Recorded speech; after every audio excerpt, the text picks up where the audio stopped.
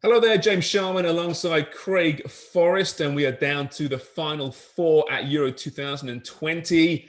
Italy, Spain on Tuesday, then Wednesday, Denmark, England. Just as we predicted, Craig, we nailed the semifinals, right? Yeah, we're bang on. I got England so far in the right spot. The Italians got a little bit further than I thought, and Denmark, of course, have been an absolute miracle so far. Yeah, I got Italy in my four. No one else. Spain were going to be a disappointment.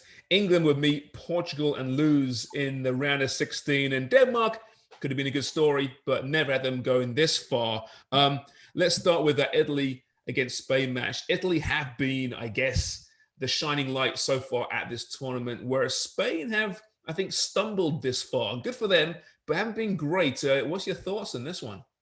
Well, that's right. I mean, it's interesting because Spain are leading goal scorers in this tournament, yet there's question marks about their goal scoring ability and taking those opportunities when they come. They have had a lot of opportunities. I think they've only had 10 on target, but when they've had the likes of Moreno from Villarreal, as well as Morata, that has even had threats to his family in this whole scenario. There's a lot of pressure on this team to perform at levels that we know they can, and obviously they set their standards very, very high with Spain. But so far, they've managed to get here. They've had some difficult games. I'm worried about the fatigue factor. 2 extra times, a lot of that will lag, and certainly is taxing on their load management guys. So that'll be interesting how they do that. But with the players that they have and knowing the ability that they have, and even in their leagues seasons, how well they scored, you got to think that they're going to get it right eventually.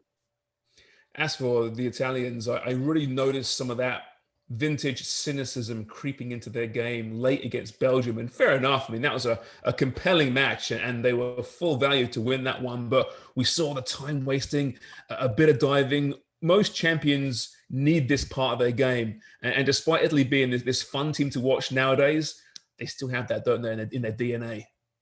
They do.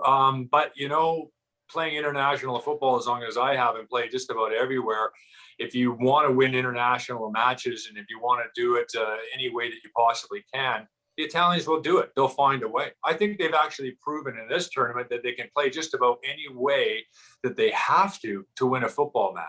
If they want to play that way, that's fine. If they can attack, they can attack. And they've been brilliant in the attacking zone. And the movement up front, just from day one, I was like, you know what, Mancini's got them in a very good position. And as good as they are attacking, they're not giving up goals. So that's always a good sign for Italy. Yeah, Chiellini and Bonucci are still getting the job done at the back for Well, sure. that's right. Although, But you mentioned that, Charms, that they are getting it done. And I think the other games, you could probably say the younger team, the younger players were the ones who were stars of those games. But when it came down to actually winning a football game, you fell to the old guard, didn't you? It was amazing. yeah, for sure. They will, though, miss Spinazzola with that ruptured Achilles. He's been just superb in this tournament. As for Denmark, listen, they're playing for more than just Eriksson. We understand he might be the fuel. The manager, Kasper Hjulmand, says that the love and compassion has given Denmark wings, but they're a really good side as well, a technical side. And this will not be another Ukraine for England, I don't think. No, I agree with you. And I think that this will be sort of the thing they'll be talking about too inside the dressing room. I mean, they had the experience from a few years ago losing in the semifinal of the World Cup to Croatia. That experience should go a long way. They've talked an awful lot about it as well. But when you're up against a side like Denmark, which has got to be a side that is the neutrals' favorite at the moment, and how can you not cheer for them? And if they get through, that would still be an amazing story. But you go back to 1992 as well, when they were an alternate when the war broke out in Yugoslavia, came in to the tournament. It was a fairy tale tournament for them. But when you go through them, like this team, the individuals are more than just Eriksson. This team is about a group of players that are very, very tight, been through a lot of different experiences together, and they can go back to 92 and remember that as well. That was the last tournament when there was only 8 teams, remember, as well. And I think that was when West Germany and East Germany reunified, and it was the first tournament at that tournament who they actually beat. So this team is full of character and confidence when it comes to that, and they've proven it so far, and they've been an absolute delight watching them. But there are some comparisons to 92 as well.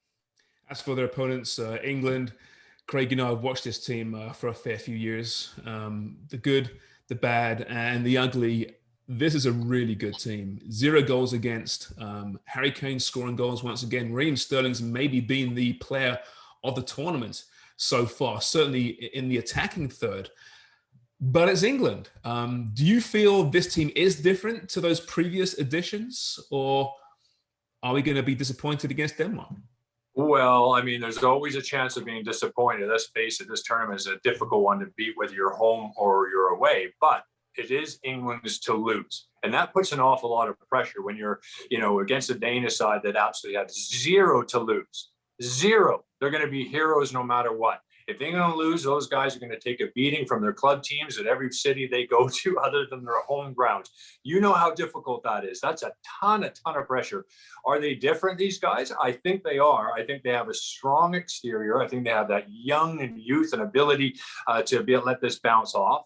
They use each other. Some fantastic young performances in this tournament as well. Declan Rice of West Ham has just been outstanding in that performance. He's only 22 years of age.